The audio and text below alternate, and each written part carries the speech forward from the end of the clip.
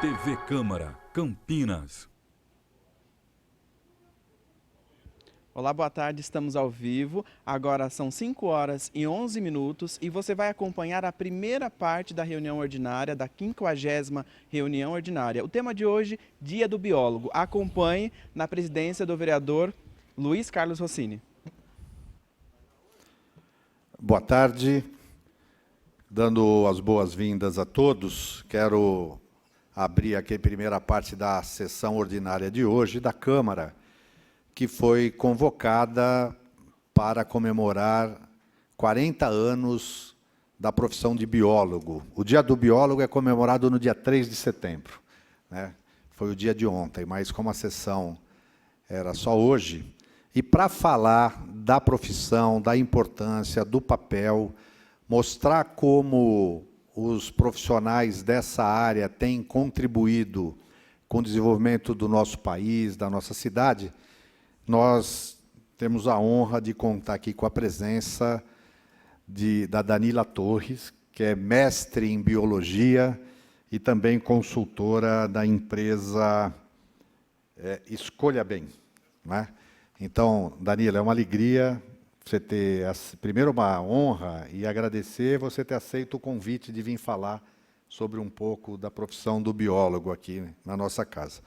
Conosco aqui também na mesa, vereador Jorge da Farmácia, que é meu companheiro, membro também da Comissão de Meio Ambiente, que veio prestigiar o nosso evento. Normalmente, Danila, muitas datas comemorativas passam em branco, né? Às vezes a sociedade nem toma conhecimento, nem tem a oportunidade de refletir, né? É claro, quando você tem uma data, Dia do Biólogo, isso tem que ter uma repercussão na sociedade, para que a sociedade possa compreender a importância dessa data e saber o que isso tem de relevante, obviamente, para a própria sociedade. Então, esse é o objetivo da Câmara, por nosso convite, está chamando você para conversar. Mas eu já quero passar a palavra para você, então, Danila. Fica à vontade para você fazer as considerações iniciais, falar um pouco o que é o biólogo, o papel, a função, a importância. Nós estamos aqui para assistir a sua aula. Obrigado. Eu que agradeço. Boa tarde a todos. Eu agradeço o convite. É uma alegria estar aqui na casa, falando de um tema que, para mim, é super importante. Eu tenho 10 anos de formada, mas, assim, desde criança sou apaixonada por biologia. E, realmente, é muito importante a gente tomar consciência sobre o profissional, as funções que ele exerce e a importância e a contribuição dele. Então, espero aí poder contribuir com vocês. Com certeza. Eu vou ali. Você vai fazer uma apresentação. Quer fazer alguma consideração enquanto ela vai até lá, Jorge? Agradecer novamente ao nosso presidente da comissão aqui, o vereador Luiz Carlos Rossini, pelo trabalho que vem desenvolvendo aqui na Câmara Municipal de Campinas, e dar as boas-vindas também aqui a Danila Torres, que vai nos falar sobre a empresa Escolha do Bem. E eu vou falar para você, Rossini, farmacêutico e biólogo, a gente trabalha mais ou menos todos juntos ali, que a gente tem muitas aulas de biologia, principalmente na área de farmácia. Então, agradeço mais uma vez a Danila, e que ela aí nos fale realmente que nessa data tão importante, completando 40 anos aí da biologia. Obrigado, Jorge. Então, Danila, com a palavra. Obrigada.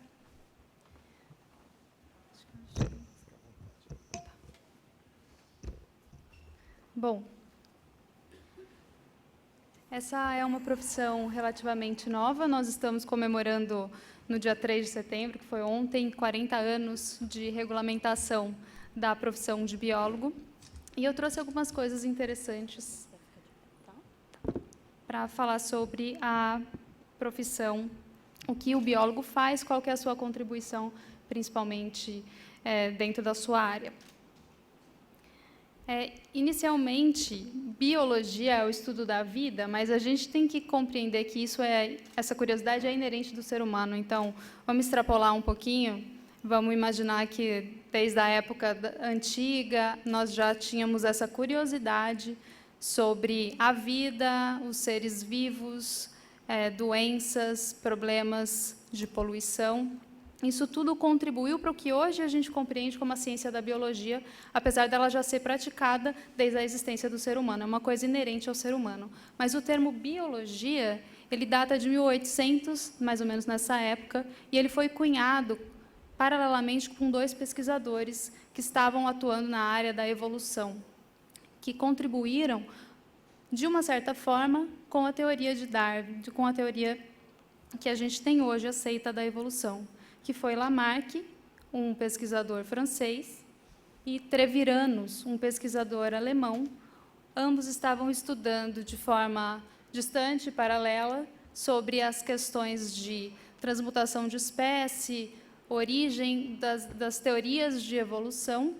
Então, eles perceberam que o termo antes utilizado, ciências naturais, naturalismo, era muito amplo, porque é um termo que contempla geologia, física, química, e eles estavam preferindo um termo um pouco mais restrito. E aí surgiu o termo biologia, que é o estudo da vida. E, a partir desse momento, a gente tem essas 2 ciências que se integram e, ao mesmo tempo, se dissociam, que é a história natural e a biologia. Partindo do princípio do estudo da vida, eu trouxe esse slide, algumas imagens, e eu gostaria de salientar a importância de cada uma delas de forma breve, exemplificando aí a importância e a profissão do biólogo. Sempre pensando, importante, eu acho, já que eu estou aqui na Câmara dos Vereadores, falar que, quando a gente pensa em biologia, a gente tem que pensar em coletividade. Para qualquer coisa, é um termo transversal e que envolve sociedade e meio ambiente de uma forma única. Então, dessa forma, todas as ações legislativas, principalmente, devem ser pensadas em sociedade e em futuras gerações. Todos esses estudos que eu vou exemplificar rapidamente nessas imagens têm suma importância para o equilíbrio da sociedade e para o equilíbrio do planeta Terra. No momento de crise ambiental, o biólogo e toda a profissão relacionada a isso é de suma importância.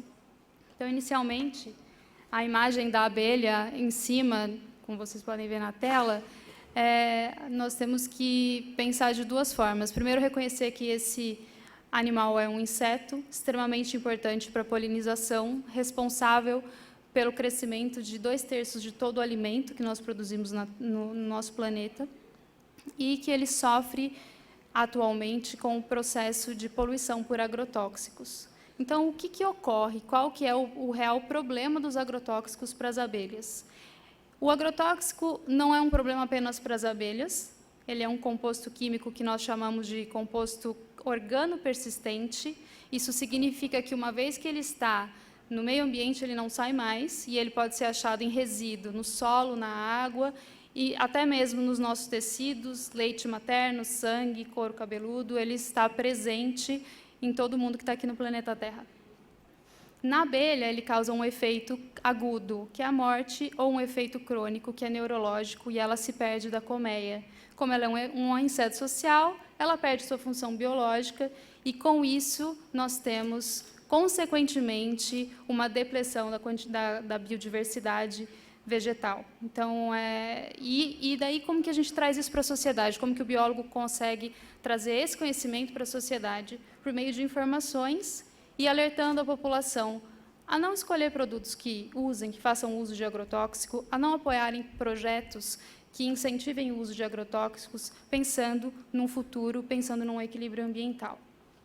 A figura de baixo é uma tartaruga marinha, que eu quero ilustrar com essa imagem os estudos de relevante e importante dos biólogos marinhos, falando um pouco sobre a poluição por plásticos dos oceanos.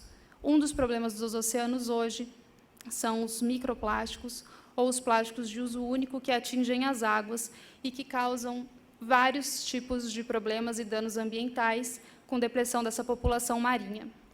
Esses animais podem ser sufocados por sacolas plásticas, por canudos e copos plásticos. Essa é uma via de contaminação. Outra via de contaminação é por meio dos microplásticos, uma vez que esse composto, como ele é feito de um material sintético, que é o plástico, ele não se biodegrada, ele apenas se degrada. Qual é a diferença? Eu tenho um plástico único, inteiro, e o processo de degradação ambiental faz com que ele se particularize, mas ele não some na natureza. Dessa forma, esses animais se contaminam com esse microplástico, não só os animais, isso a gente estende à saúde humana, já temos estudos comprovando que nós temos microplástico no nosso corpo. Quais são as fontes disso? Principalmente os plásticos que hoje nós chamamos de plásticos de uso único, os copos plásticos, canudos, pratos descartáveis, talheres descartáveis, ou mesmo alguns produtos de cuidado pessoal que têm plastificantes em sua composição. Extrapolando isso aqui para casa, Campinas tem um projeto hoje sobre o canudo biodegradável, mas um pouquinho acima disso, alguns estudos já indicam a não necessidade de você fazer uso desses materiais por tão pouco tempo, mesmo que eles sejam biodegradáveis, mesmo que eles sejam de uma matéria-prima natural. Uma vez que isso, apesar de, vamos pensar, usar um canudo biodegradável totalmente, ele demanda uma área de plantio, ele demanda uma área e um custo ambiental que não é necessário. Então, o canudo ele deve ser utilizado por quem tem algum problema motor, e mesmo nesse caso, a gente já tem algumas opções de canudos de uso pessoal, que nós estamos... que é uma nova forma hoje da gente encarar o consumo, de você ter alguns produtos de uso pessoal para evitar o descarte desnecessário. Porque o descartável hoje ele acaba sendo permanente, ele não é mais descartável. Uma vez que você joga, ele vai permanecer na natureza. A gente tem que entender o ciclo. Então, o biólogo também atua nesse sentido. Essa plantinha de baixo, roxinha, é a Tradescantia. Ela é um bioindicador de poluição atmosférica. Ela é muito utilizada em estudos de poluição atmosférica, porque a parte reprodutiva da planta ela tem alterações genéticas relevantes que indicam para a gente quando o ar está poluído. Então, ela é muito usada nas estações de São Paulo como um bioindicador para avaliar a qualidade do ar. À direita, a gente tem um coral marinho, claramente branqueado, sofrendo um processo de branqueamento. Então, o coral é um animal, é um quinidário, que ele é extremamente importante porque ele faz associações com alga, ele contribui dessa forma com a fotossíntese e a produção de oxigênio marinho, além de servir como abrigo para outros animais e compor ali o substrato dos oceanos. Esse processo de branqueamento tem a ver com o aquecimento dos oceanos, com as mudanças climáticas e com a acidificação dos oceanos, que é uma consequência também da quantidade excessiva de CO2 que a gente tem na atmosfera. A imagem do lado, que mais parece ali o encontro dos rios do Amazonas, mas não é o acidente, a tragédia que teve em Mariana, é quando o rejeito chega ali no oceano e chegou até Abrolhos, né? Chegou até um santuário, um parque nacional de relevante importância também. E isso prova a importância do biólogo, dos técnicos ambientais, na parte legislativa, do licenciamento ambiental, dos estudos agora de tentar ver como que esse rejeito como esse impacto negativo pode ser minimizado. Nesse caso, as consequências não são permanentes, não tem como reverter, porque esses elementos eles são persistentes. Então, quando a gente trabalha com mineração, da forma com que o Brasil trabalha com mineração, isso tem que ser muito bem pensado e não seccionado, pensando sempre em futuras gerações, porque a gente tem um rio aí que está totalmente morto e chegando nos oceanos e já tendo impacto negativo nos corais, nos peixes e nos animais de um parque nacional, que é extremamente importante, que é o Parque Nacional Marinho de Abrolhos. À direita é a foto de uma onça parda. Essa foto foi tirada aqui em Campinas, na Mata Santa Genebra. O biólogo, nesse caso, é um biólogo de conservação ambiental, extremamente importante para entender as cadeias tróficas existentes no nosso bioma e na nossa geografia. Aqui, em Campinas, nós estamos assentados em solo de Mata Atlântica e em solo de cerrado. Então, nós temos animais típicos de Mata Atlântica e de cerrado.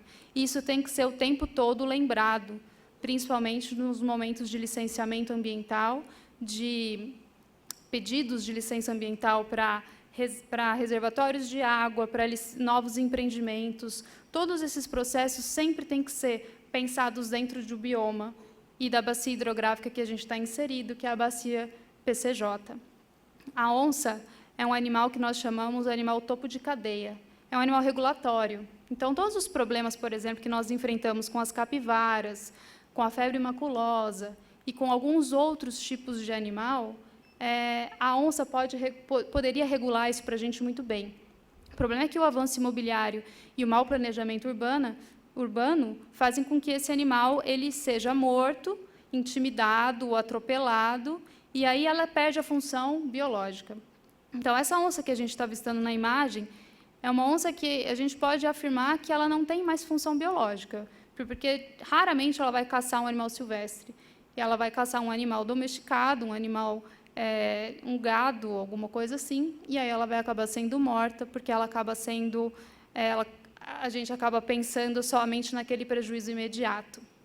Então, a parte de educação ambiental é muito importante, e em municípios assentados nesse solo de Mata Atlântica, que ainda a gente convive com esses animais, é importante que a gente receba e tenha centros de reabilitação, caso a gente tenha algum acidente com esses silvestres. Porque hoje, Campinas, quando tem algum problema de atropelamento de silvestre, ou algum silvestre que é machucado, a gente não tem onde levar e não tem como inserir esse animal novamente, e aí o prejuízo acaba sendo pior e cumulativo.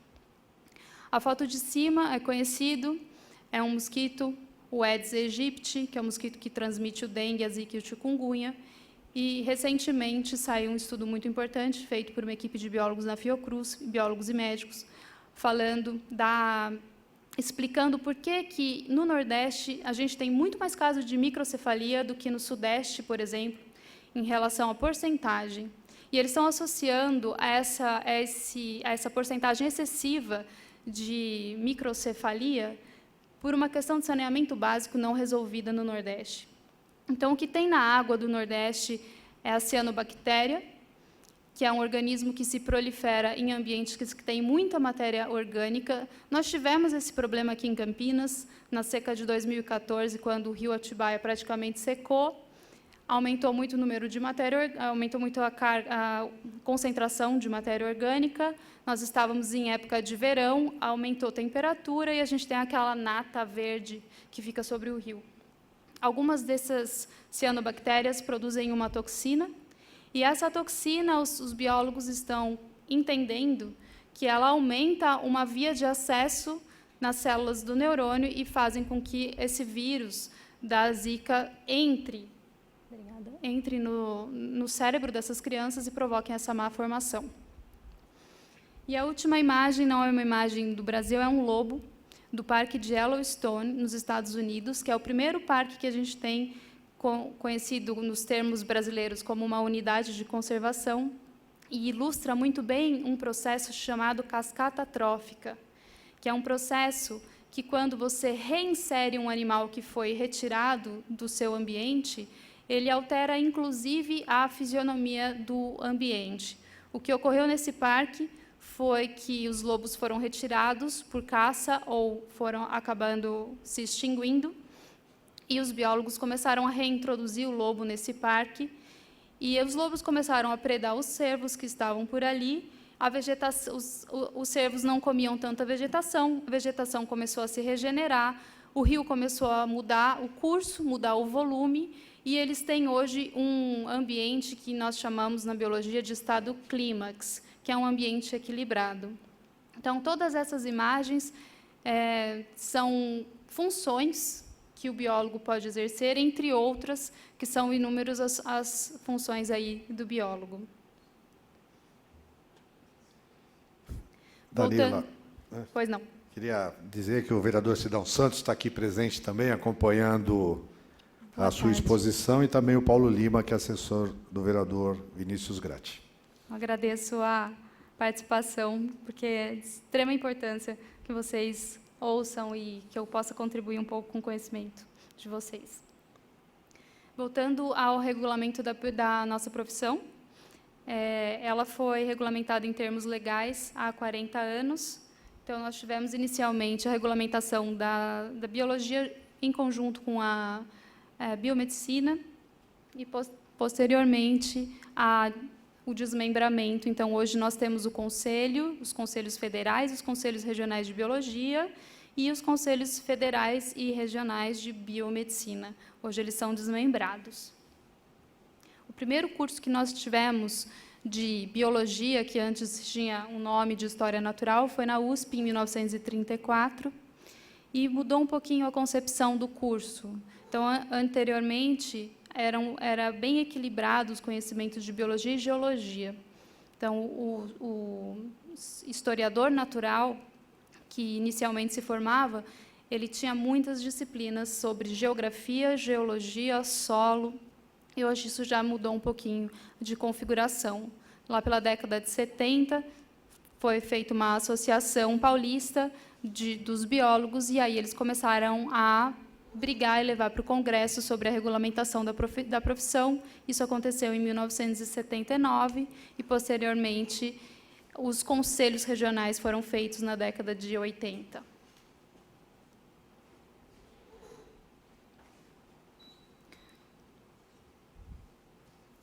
Bom, resumindo, nós temos três frentes de atuação do biólogo.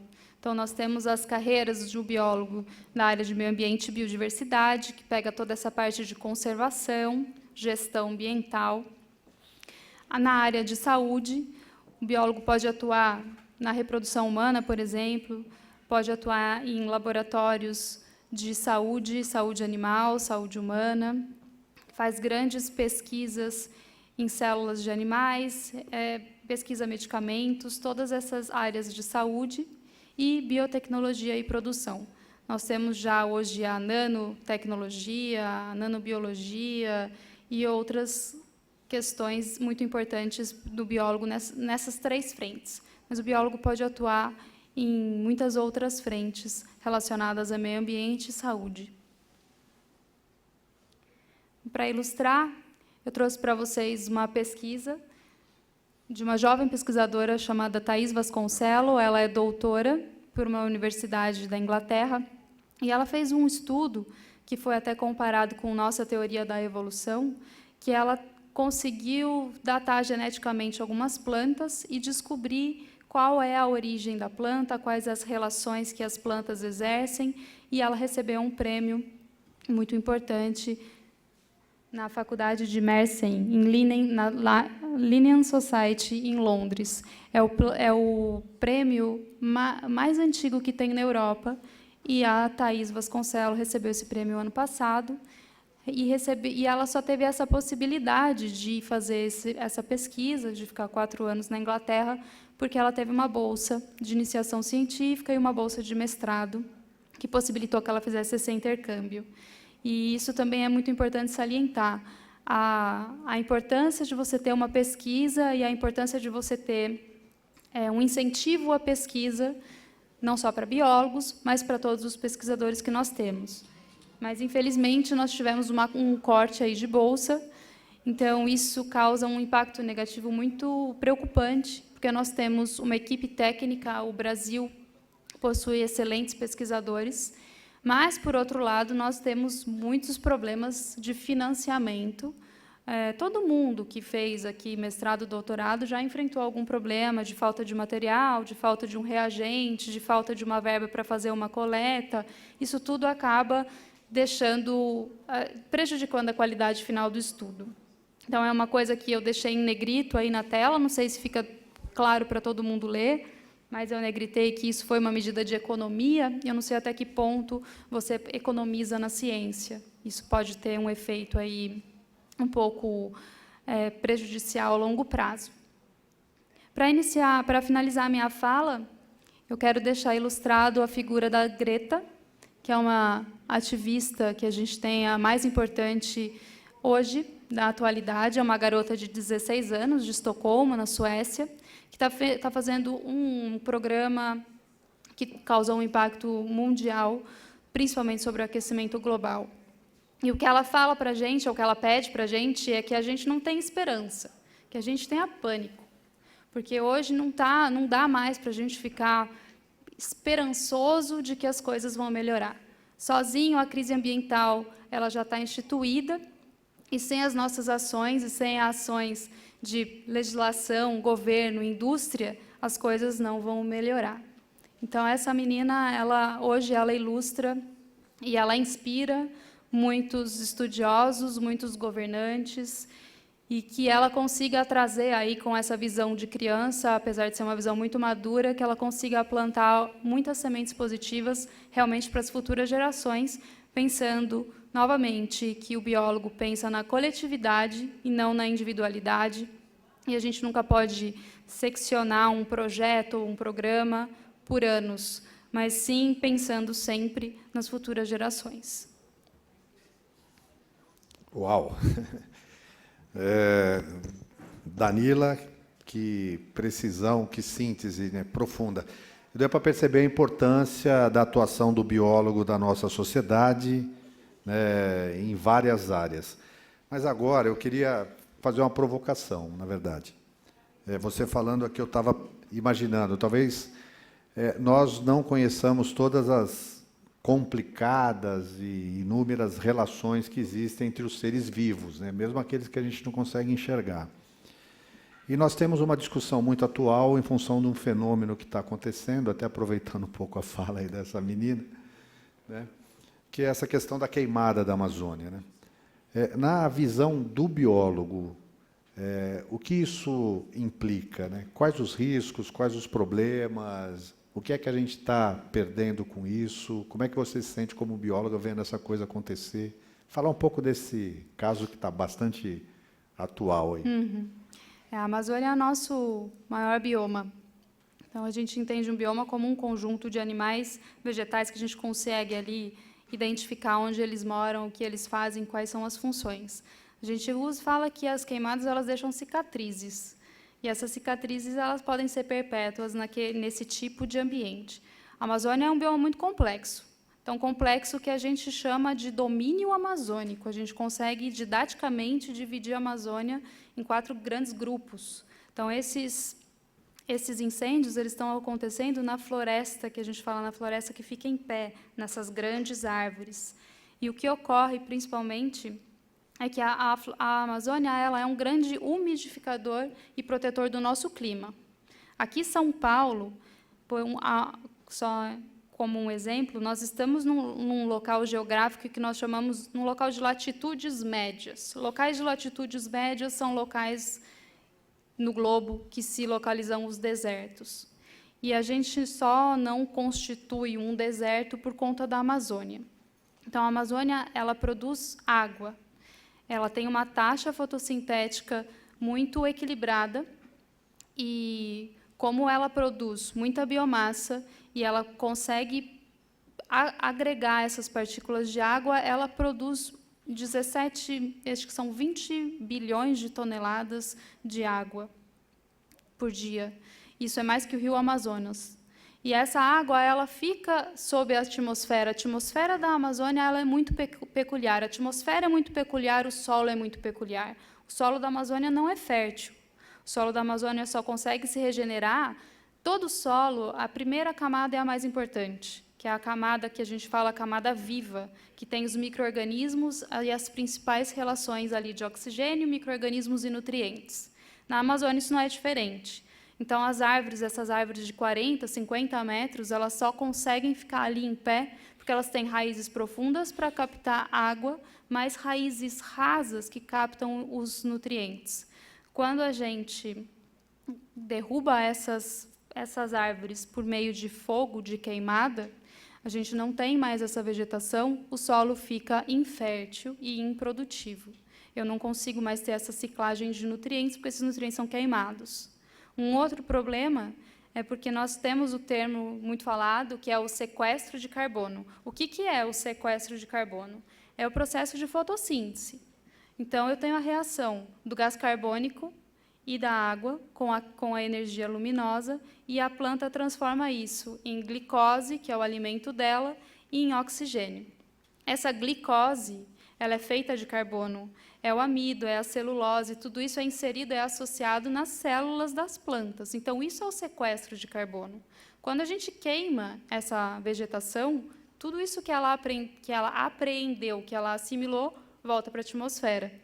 Então, é um retrocesso. Eu tenho uma floresta que está sequestrando carbono, mantendo o meu solo fértil e produzindo água até São Paulo. Agora, eu não tenho mais isso. Tem um site que chama wind, com y no final, .com, que mostra a produção de gás carbônico no mundo. Em tempo real.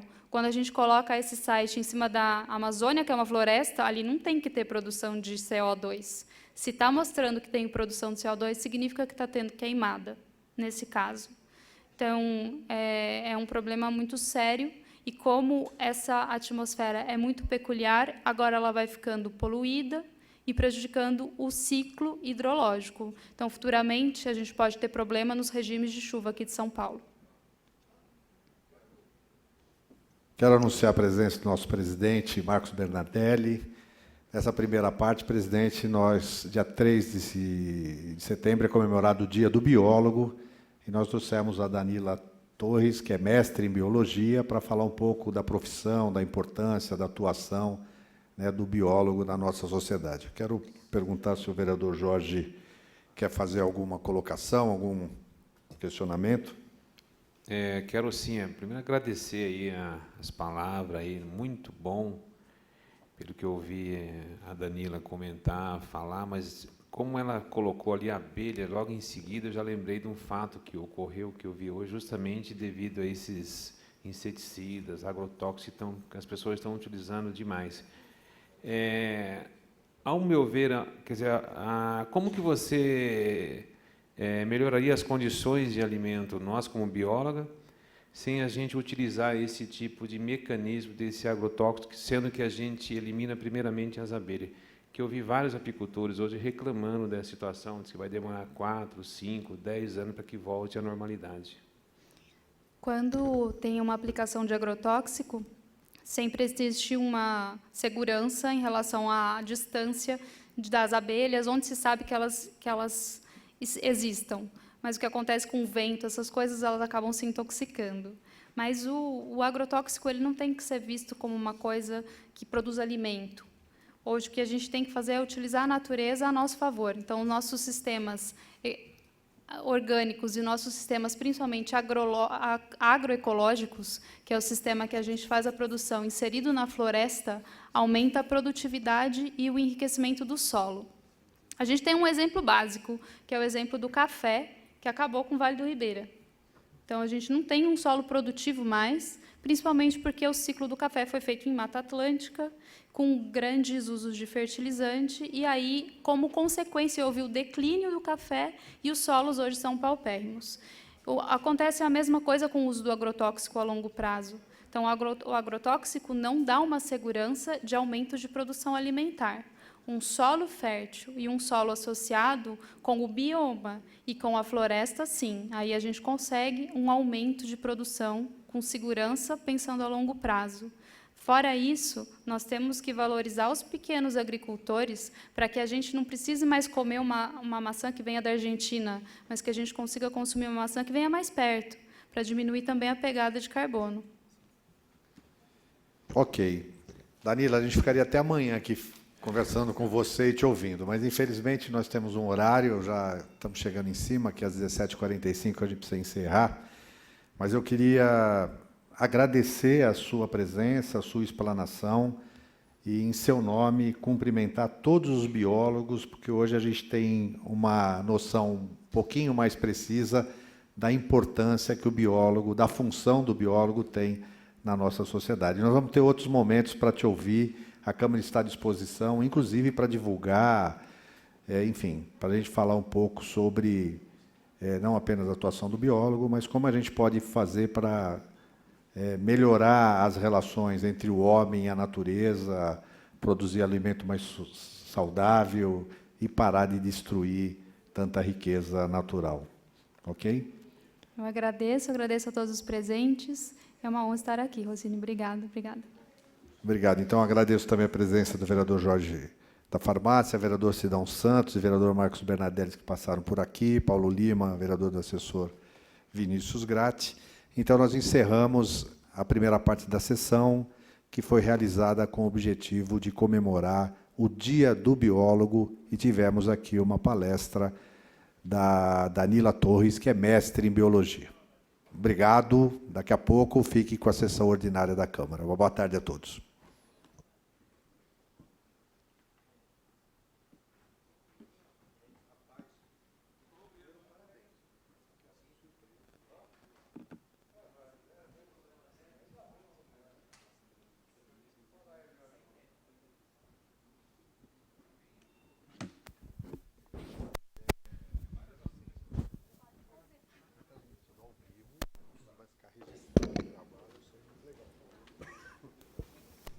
Você acompanhou então a primeira parte da reunião ordinária. Logo mais às 18 horas tem a 50ª reunião ordinária. Fique com a nossa programação. Até mais.